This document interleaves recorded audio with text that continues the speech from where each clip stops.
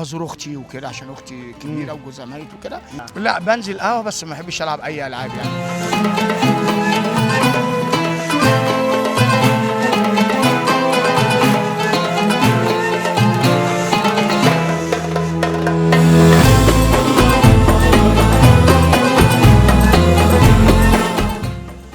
مساء الخير يا عم الناس. مساء النور. رايح فين كده؟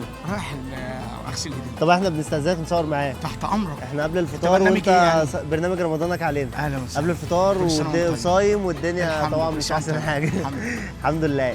طيب انت شغال ايه؟ شغال في جراج سايس. شغال بركن سايس؟ عربيات. تركن بقى العربيات بركن وكده. عربيات. طيب شغال طول الاسبوع؟ باخد يوم الاحد اجازه. طيب بالنسبه للفطار في رمضان بتاخد مثلا نص ساعه ساعه تروح تفطر وتيجي؟ باخد ساعه بروح افطر واجي.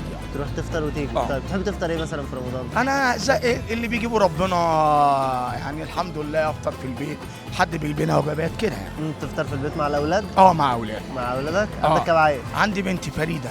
فريده 8 سنين. 8 سنين ما شاء الله، ربنا يخليها لك يا رب وتربى في عزك حبيب قلبي. طيب بعد الفطار بقى يوم الاحد اليوم الاجازه تحب تعمل ايه؟ تنزل قهوه؟ لا بروح بزور اختي وكده عشان اختي كبيره وجوزها ميت وكده.